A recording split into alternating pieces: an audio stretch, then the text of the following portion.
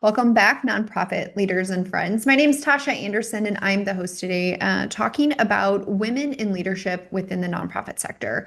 This is something I'm super passionate about because I am a female founder of a business in a predominantly male dominated space and now an accounting world, but also I've spent time in leadership roles within nonprofits. So this topic is very near and dear to my heart, but I'm not having it alone. This isn't just a conversation about all of my grievances and things that I think we could be doing differently. I've brought along my new friend, Shilpa Alva.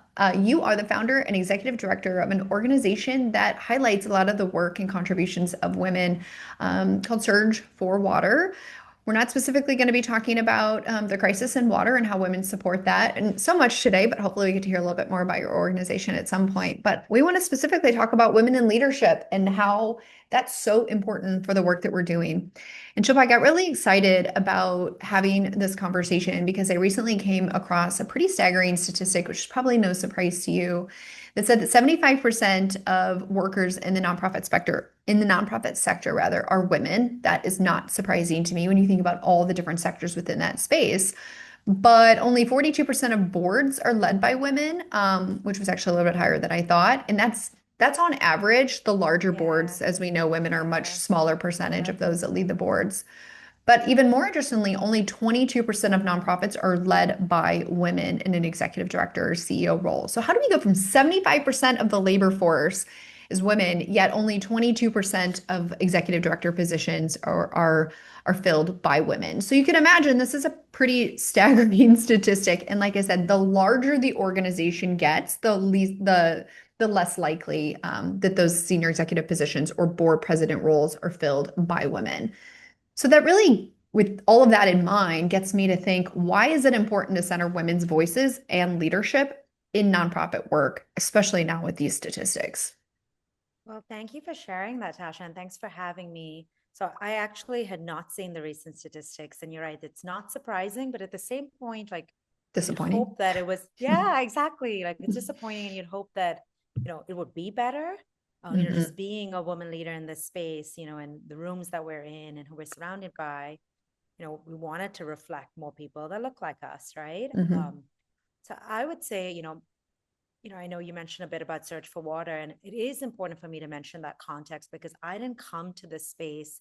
I came into the nonprofit space. I should even back up for a moment from the corporate world, right? And Hmm. even within the corporate world, I was in supply chain, which was very male dominated. So I was kind of Hmm. used to that in the corporate side. And I had this assumption because, nonprofit events I went to, or like just interacting with nonprofits, that women had a larger role.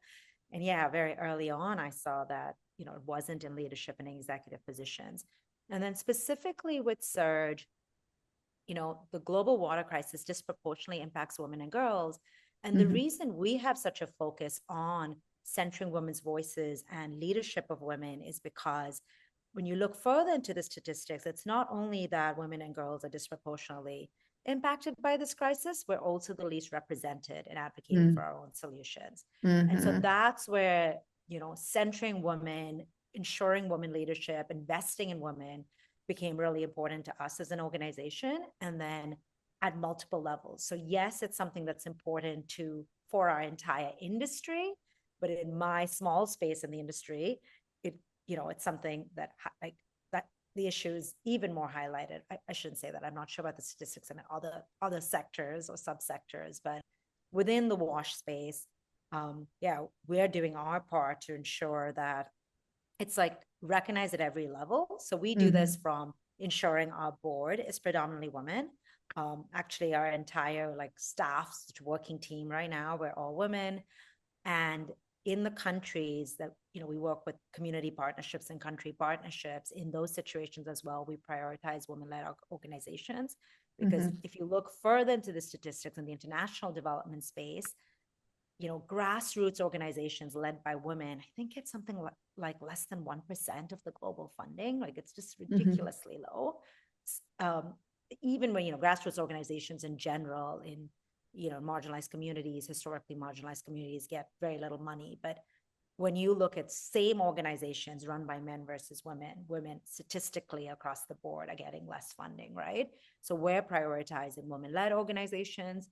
And even in situations where our partners are not run by women, then we do something else where we ensure that management roles and employment Hmm. have are predominantly taken up by women. So we run the rate of like, 60% plus. And yeah, that's to us, it's really important to do what we have control over, right? Like just running an organization, it's really hard to shape the entire industry, but we can do it Hmm. by what we have control over, like how we structure our board, how we structure opportunities, how we structure our programming, where we're investing our own funding. And that's for us really important, especially in the wash space that we're in. I think this part of the conversation sets the tone for how involving those that are impacted by the decisions we make, allowing them a seat at the table, makes such a difference in how we actually operate.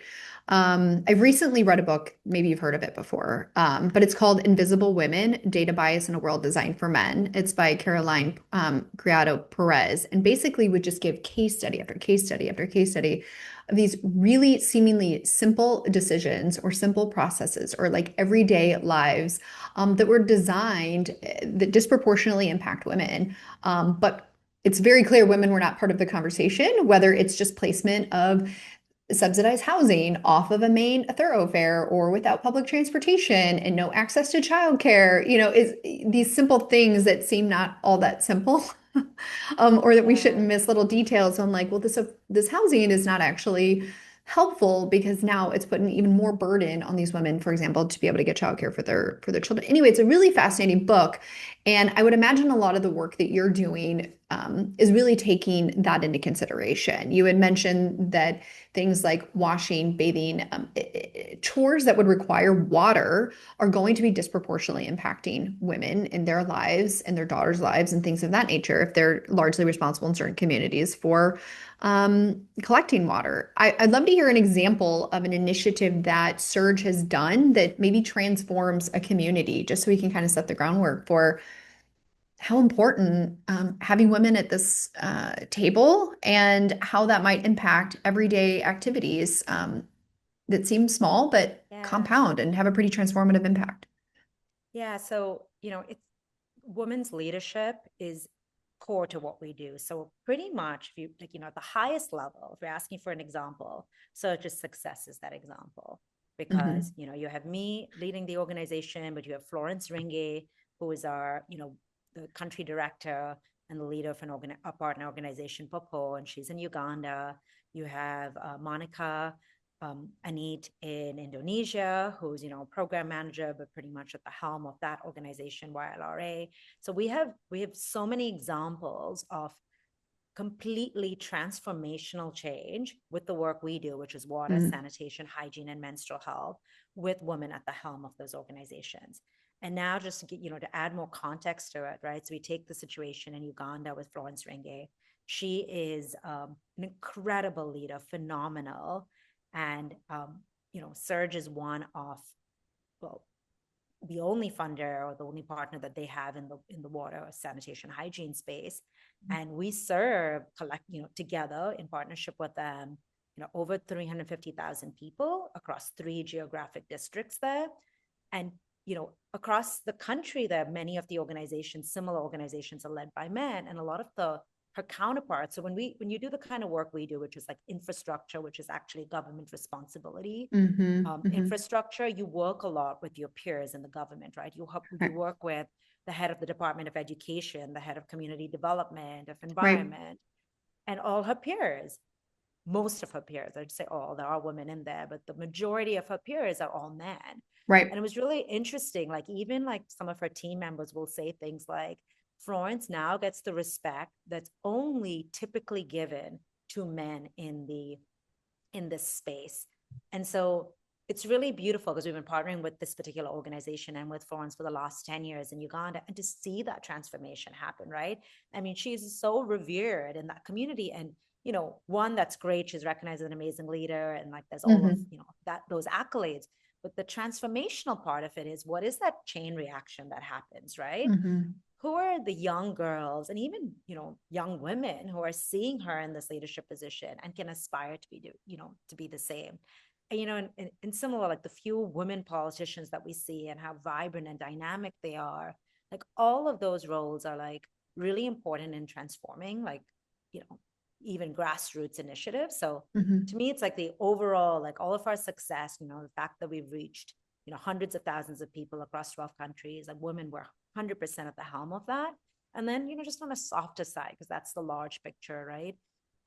We'll have things like, when we're doing education programs as part of our work, and we do menstrual health training, we do soap making, and we have these reflection sessions like afterwards, especially after the menstrual health training, and we'll ask the young girls, 13 years old, um, what do you want to be when you grow up, right? And they'll have all these responses like pilots and nurses and teachers. And now one of the job descriptions of a job career options, they'll say they want to be like Florence. They'll say they want to be a Mm. program officer. They'll say they want to be a program manager.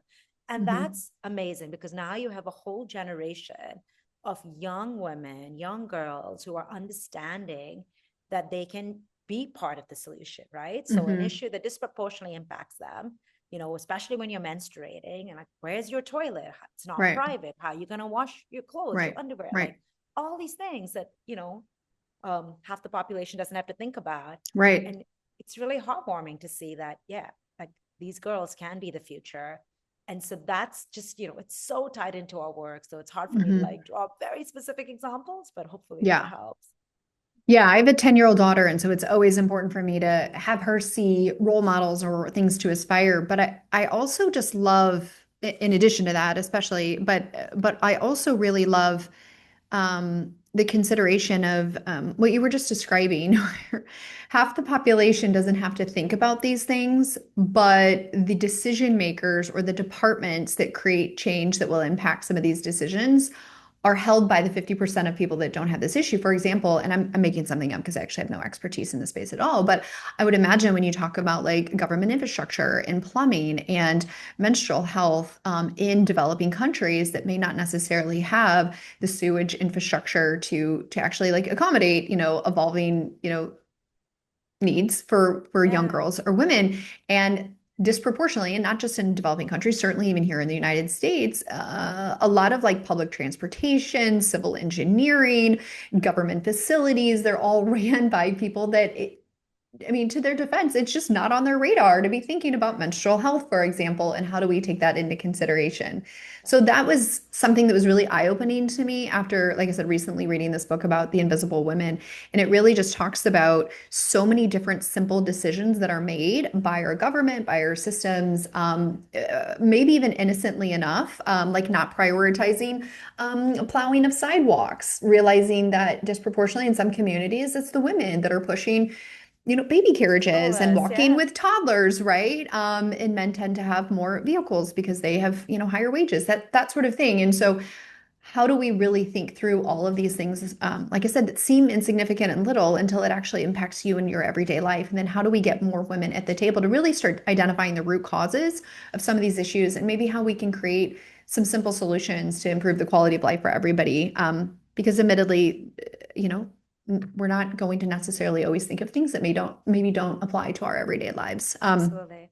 So I find this all like very, very fascinating, and especially the work that you do. And I'm sure there's been a lot of aha moments and conversations with those that are leading your programs and having conversations with people like, we didn't really think of that. And like, we Yeah. know that's why we're here. Yeah, exactly. So yeah, Like I love that. we have this thing that we say, it's just one of our values at Surge, like the problems need to be solved by those closest to the challenge. Right. So Yeah. in everything that you explain, Tasha, like like make sure they're at the table, right? Like they're Yeah. included in the solution. Because if you're trying to solve an issue and you don't understand it, I mean, full respect for you as well to be part of it, right? You need allies, you need everybody. So it's not about it being only women in the space. It's just about making sure that women are included and part of Yeah, the solution because they exactly. understand the challenge very uniquely. Well, let's talk about specifically women leadership in the nonprofit space. So much of our programming and our work, at least in my experience, I know there's lots of different nonprofits, right? It's a very big industry. I've spent most of my career in and around children and family social services, particularly supporting women and young families. That's a lot of what I spent my time in. So I don't want to dismiss the fact that there's so many other types of sectors out there, but there Yeah. is a lot of services that support women. But interestingly enough, sometimes, many times, oftentimes, those organizations fall short in creating a culture for women in leadership and made barriers for women to advance into leadership roles. So I want to dive into that conversation because that's something I'm pretty passionate about as well. I'm curious from your perspective, though, like how have you seen women shift the culture of nonprofit leadership through collaboration, empathy, innovation, just thinking outside of the box about how that might be possible? Yeah, I think about this quite a bit, right? And, and it's a kind of possibly a controversial topic because I see it even in my own organization on our board, right? A lot of times when women are involved in leadership positions too, I always question like, what energy are you bringing to that? Is it a very masculine energy or a Mm, feminine energy, right? Because, I came from the corporate world and I will say that, I was probably still a type A personality and very masculine because I had to be that, right, in the corporate space hmm that I came hmm from. And I definitely brought that over into the nonprofit space. And I started over time to lean more into that softness, to the empathy, to the heart hmm centered way of leading, to the compassion. And hmm those are all very feminine qualities. And this is not now about when men or women, because many men have these qualities as well. And, Yeah. so I always look at the that point of too, because there's these qualities that anybody can embody, right? That are Yeah. feminine qualities. And usually and typically it's women that have them, right? Because of like, just how we're wired and, hormones and other, hmm factors. hmm Um, so for me, like being in spaces, right? I'm going to bring back an example with Florence. Like every time we have staffing issues, right? We're always joking with each other because we're like, if a man was running this organization, we would have figured this out by now. But we're thinking about the person's family. We're thinking about the hmm community that they're serving. We're thinking about all the ways we can like work with this particular hmm staff member to ensure that they're going to be okay. And like, so it's 100% heart centered. And, of course, we're hmm looking at the practical part of the situation, but most most of the time it's like the decisions are driven by the softness of the situation, the hmm holistic situation. And I actually think that's a really good thing, right? Because when you're in this space, like why are you in this space, right? It is for driving improvements in humanity. And like it starts at home, it starts within your own organization, it starts with compassion, it starts with empathy, just these beautiful like emotions that don't get enough space in our culture and in the fast-paced world that we work in, hmm taking time to like think about stuff and be mindful and thoughtful. And so it's those small things that I think are, when you look at some of the like successful organizations, that I see like led by women in communities, it's because they're considered role models in those communities, right? Especially in the grassroots world, which is my landscape. You can see that community members can approach them, right? And hmm so they're truly like these approachable, like Florence, gets referred to right now as the mother hmm of the district she's in. People call her Imata, which is like a local way hmm or like a term of endearment, because they no longer see her as like a director and a founder. She's the mother, right? And hmm how beautiful, right? For that to be the link when you're working on issues such as water and menstrual health and soap and things that affect Yeah. mothers.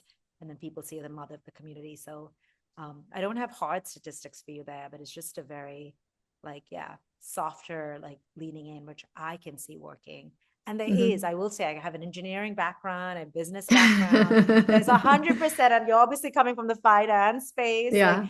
it's not all about that, right? And it's not one or the other either, right? Yeah. It's just Yeah. like you can lead a certain way, but still make sure your books are balanced and that your P&L is fine, right? Like, Yeah. I don't think, sometimes people think of that, right? Like, oh, you're just leading emotionally. Like, yes, I want to be an emotional Yeah. leader.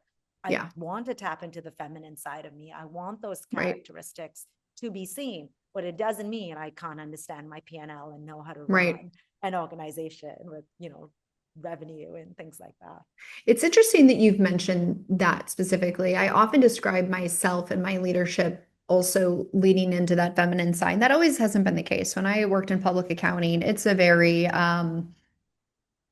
there's no emotions. involved in public accounting. Exactly. Okay. CPAs, we don't operate on emotion. And people often joke that, I'm a social worker at heart. I just do accounting by day or something to that effect.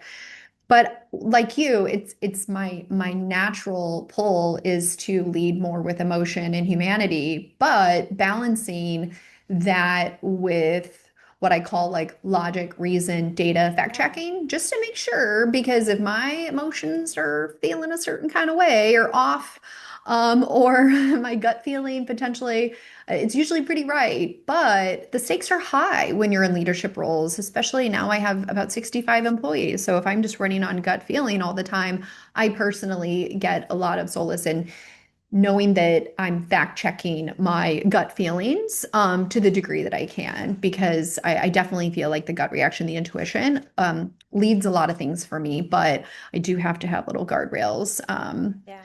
in place just to double check that. And I think it's interesting where I don't know, I'm biased, but I find that that works really, really well for me. And I think in my observation of working in and around this space, in the nonprofit space, I interact with a lot of leaders of nonprofits, not just at the CEO space, but in other positions. And I think sometimes it's like one or the other, Yeah. where it's Yeah. almost like a spectrum, and it needs to be somewhere on the balance, or at least that's what I strive for.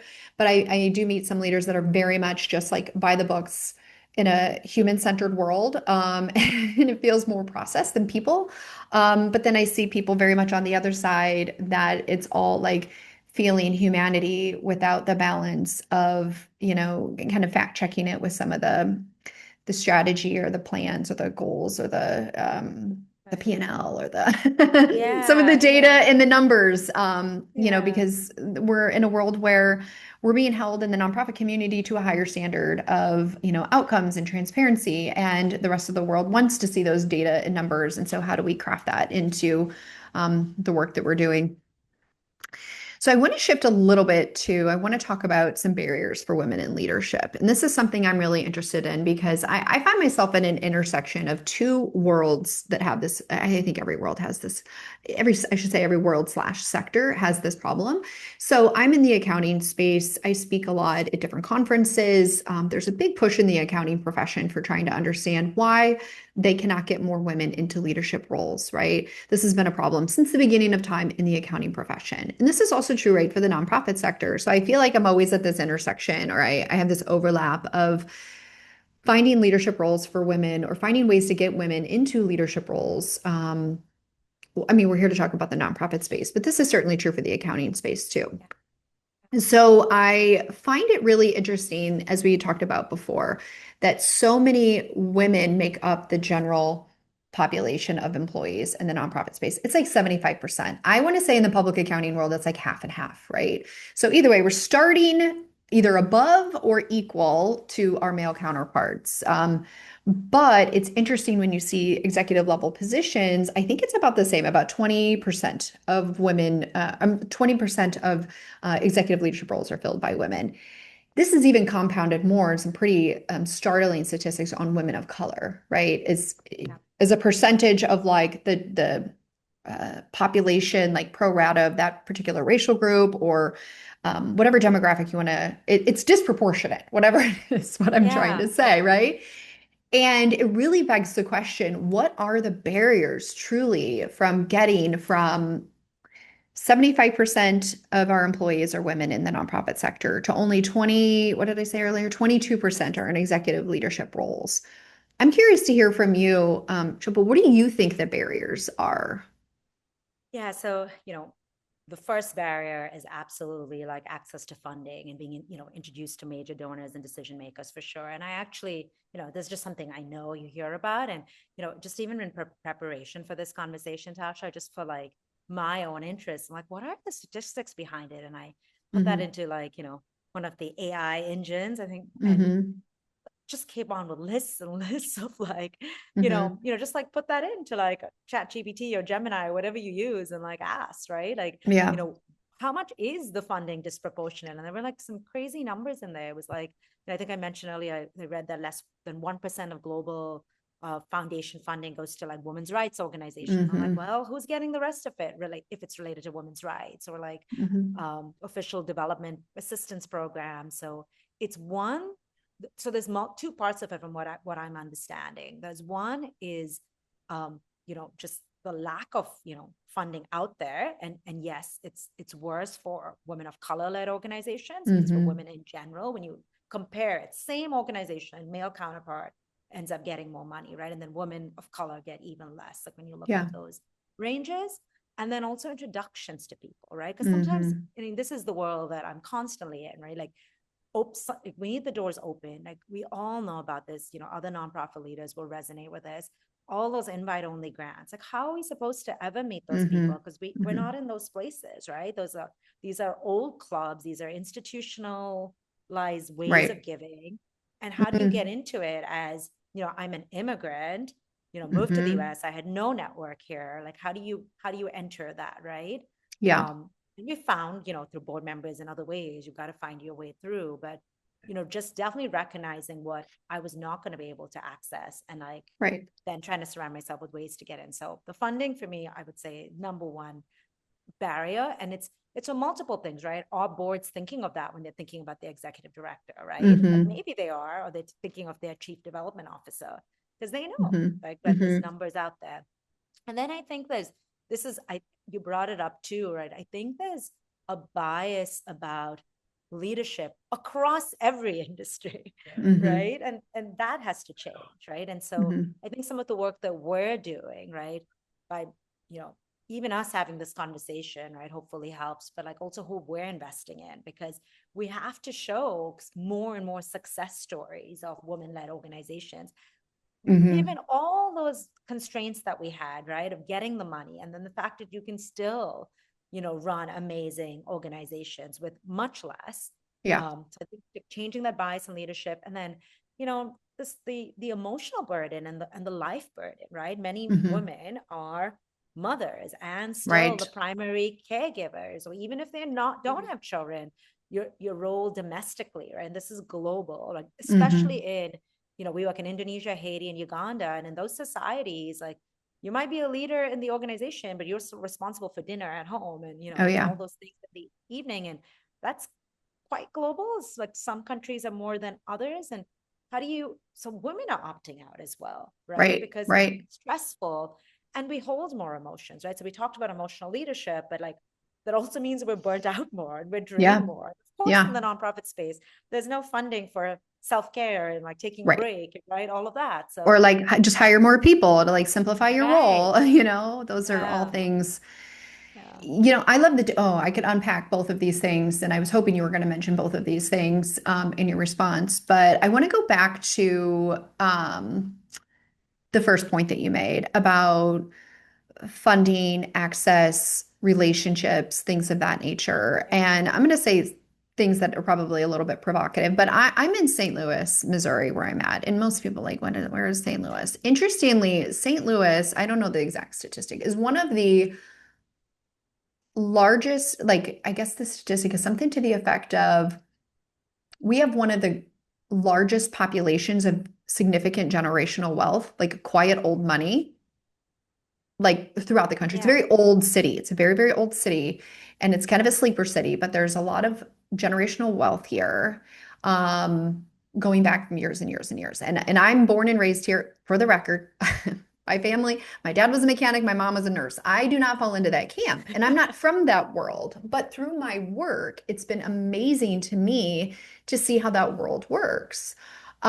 Meaning that the philanthropic community within the St. Louis space, it's a very significant philanthropic community. I think we're often congratulated for being such a philanthropic community. We have one of the largest United Ways of Greater St. Louis, et cetera, like all kinds of generosity here, which I'm very proud of. Now, I don't know all the statistics because I don't know the holding company names and how it ties to all the families. I don't spend that much time trying to research these individuals. But the reality is, you can recognize a core group of names that publicly put their names on buildings and grants and family foundations that fund certain things. And then as you and I both know, many high net wealth people also choose to give anonymously, right? Yeah. So it's probably also tied to some of those sources as well. And I've seen how that works and what a small community that really is. And sometimes generationally, the organizations and the types of missions they support gets handed down, from one generation to the next, or the connections are made that way. And then also, I've seen how sometimes introductions into making new gifts are also made. Hey, one of my good friends, which also happens to be a family member of another, generational wealthy family, right? I've literally seen email threads because I'm copied on them as the CFO. Hey, great catching up with you over the weekend. I serve on this board. Can I count you in for a $50,000 sponsorship? Yeah, sure, no problem. Like, just, send me the invoice. I'm just like, what? Like, this is how Right. this works? Yep. And this was mind blowing to me because I thought that, like, you have to somehow bump elbows with the CEO of the, Wells Fargo, and you have to make an introduction or you have to do a pitch, but there's so much of it that's not that at all. I would imagine, and I have no statistics, only than my own personal observation, that the overwhelming majority of planning of gifts in that way are much more informal, much more relational, and go much, much deeper than any grant application that a grassroots organization thinks that they can just simply fill out the application and get some sort of like equal footing. So everything that you're saying, I'm validating in terms of Yeah. the fact that that's my observation. And let me add this observation to you too. It's been a little interesting to me that I, kind of sit back along the sidelines. I'm not going to mention any names because everybody knows everybody here in St. Louis, but I've noticed that some pretty significant cultural institutions that I know are having really significant financial challenges. They are recruiting. I've seen an increase in diversity within leadership positions, and I'm so grateful for that. However, I see, for example, hiring choices made, for example, somebody, a transplant in a St. Louis that likely has no connections to this root of philanthropic, Yeah. community, which is important, good, bad, or otherwise, especially in the dire financial situation that they're in. And sometimes I fear that they're putting people in those positions and not even realizing maybe the deck's stacked against them a little bit. Because I've seen oftentimes where there's a lot of turnover in these leaderships because these folks are coming in, oftentimes women, often from outside of St. Louis, sometimes women of color, put into what they don't even realize completely is a sinking ship with the deck stacked against Yeah. them. And maybe the board isn't specifically Aware. doing that, but Yeah. just kind of behind the scenes, seeing how it works. I'm like, I wonder if that's actually a dynamic that's happening. And then you see like turnover in those positions, and it's frustrating for me because then I start thinking, is this going to be a reflection on this woman's like professional resume, shall we say? And it wasn't really her fault. The organization wasn't well resourced, and maybe not realizing the dynamic of the philanthropic community and some sort of intentionality around making those introductions and continuing nurturing the major givers in those particular spaces. So anyway, this is Tasha's hypothesis only, but I don't know. I just kind of pay attention to these trends and I'm Yeah. like, I just feel like this is kind of setting people up for failure and they don't even know it. And then fast forward 10 years from now after doing this, like what impact is that going to have? Um, I don't know. That's just my like soapbox for the day, but I've made these observations and Yeah. I thought it was I think fascinating. I think that's a very interesting observation and one that I've not thought about because it absolutely should be something considered, right? Because if women are given the opportunity to be in leadership positions, and I'm a founder, so it's different, but if you're assigned to an executive director or an executive role, then of course you should be given the support and like being able, like you should have a chance at success, right? And a fair Yeah, chance at success. right. And that is the responsibility of the board, right? So Yeah, I do think that has to be thought through because when we talk about things like equity, it doesn't just happen. Like you have to also put in the systems and the processes and the investment to ensure right. that we can change the space, right? Like I truly believe that. And it is harder, right? It may be easier, especially in an Mhm. environment like you've just described, to continue with what you've had because that's just who has access to the money. But Mhm. how do we actually make shift and like how do you take people and then help them through? I don't, yeah, I think that's a fascinating observation. There must be so many more like that, right? Once you understand like the There's micro like so many dynamics. more. There's so many more. It's interesting. In another recent example I saw where this very, very lovely woman was just put in a position for basically building economic development and communities and relationships with small business world here in St. Louis. And her background doesn't necessarily have her networked with a lot of these business owners. And you can imagine the demographics of the business owners is not the same as this woman.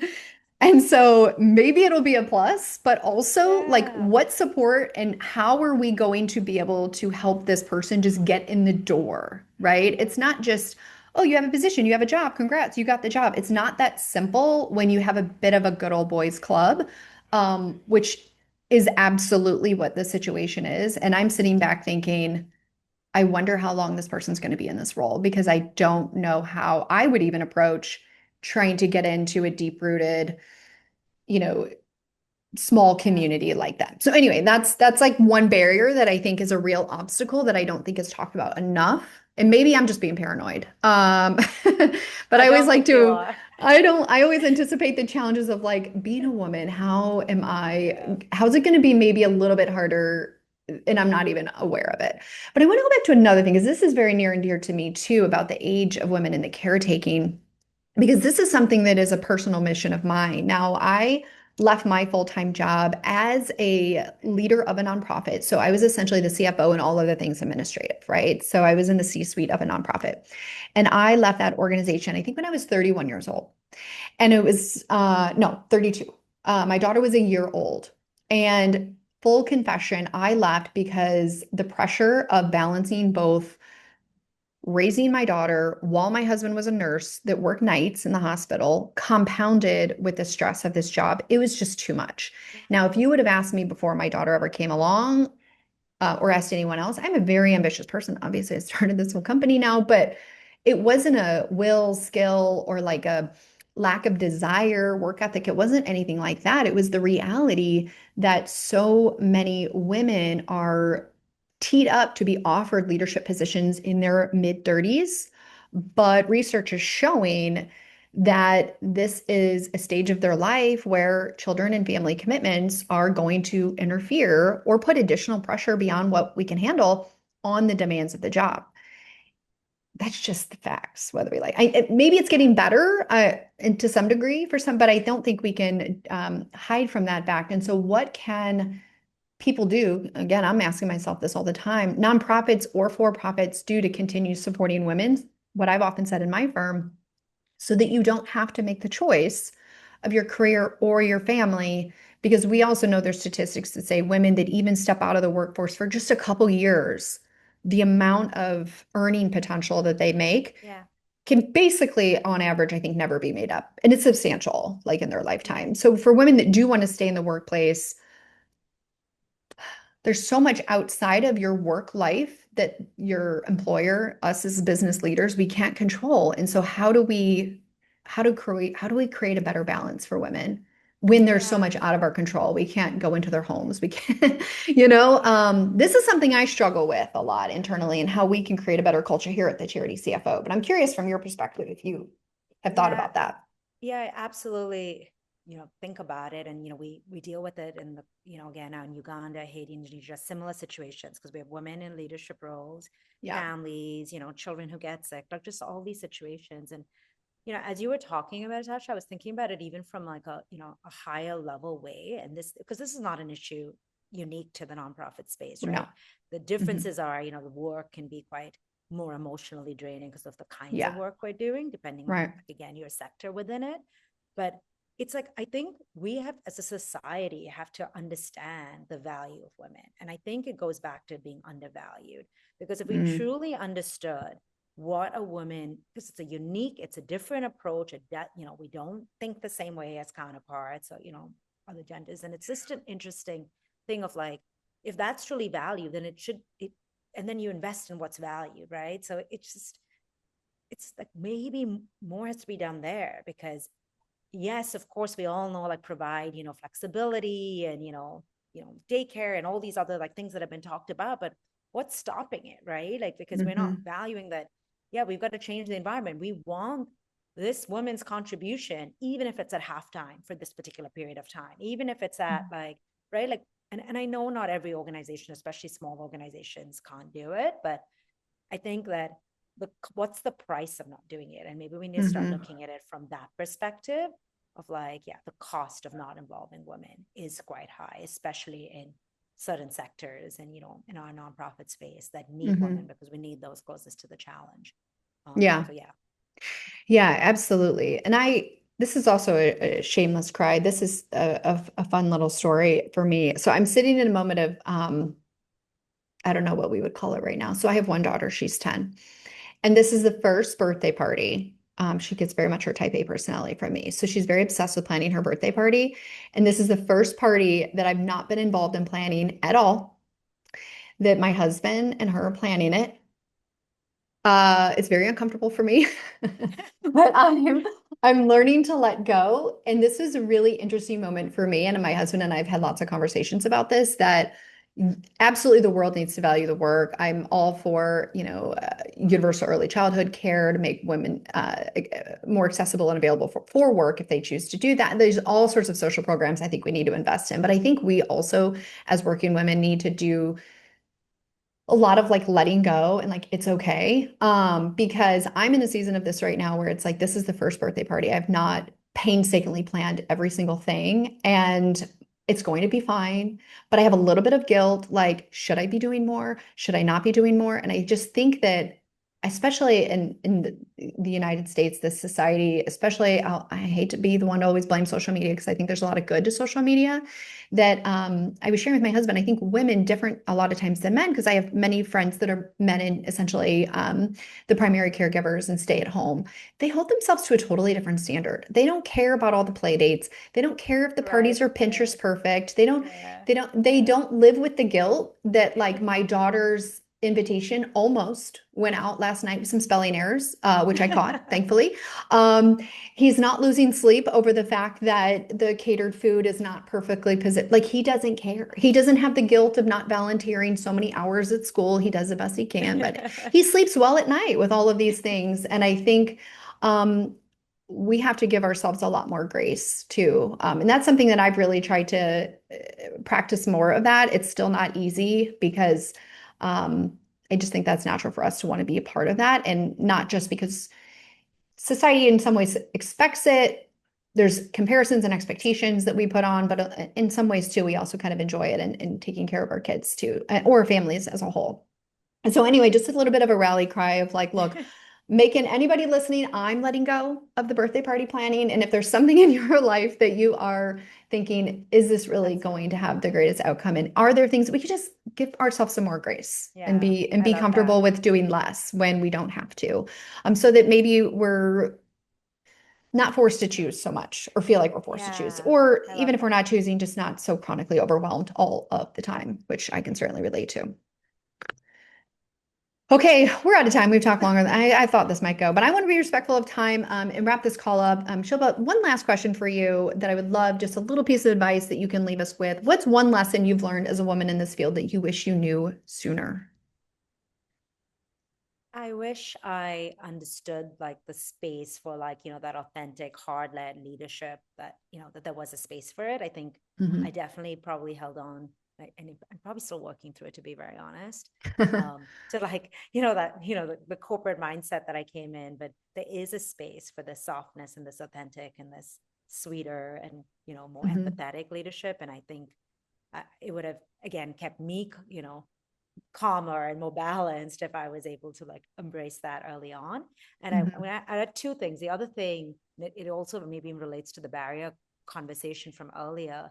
I think I came in with much less confidence. Like I knew all the information, but I think Mhm. I could see when my counterparts would come in, like have achieved way less, but be so much more confident with that less. And I think Mhm.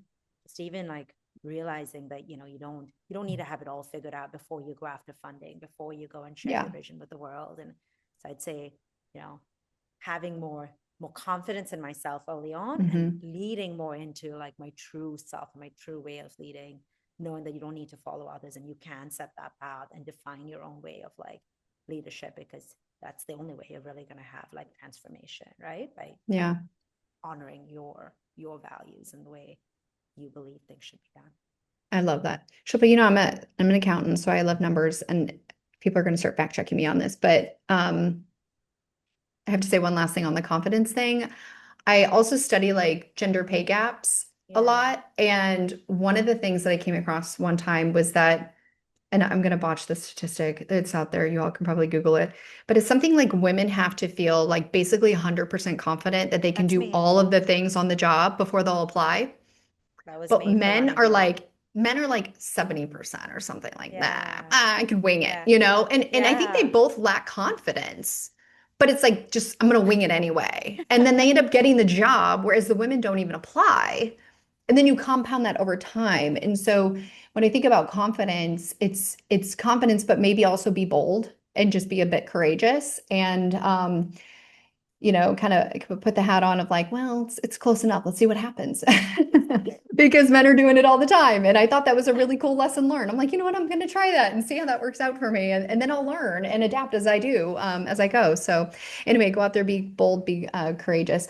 Shilpa, thank you so much for joining us. This has been such an awesome conversation. I've really, really enjoyed it. And I want to highlight your organization for those that are listening and want to connect with you or follow along with your story and what you're doing. What's the best way to get in touch? Go to your website, LinkedIn, what might. Yeah, both. Our website, searchforwater.org. I'm on LinkedIn. The org is on LinkedIn. So yeah, please feel free to connect and would love to hear from you.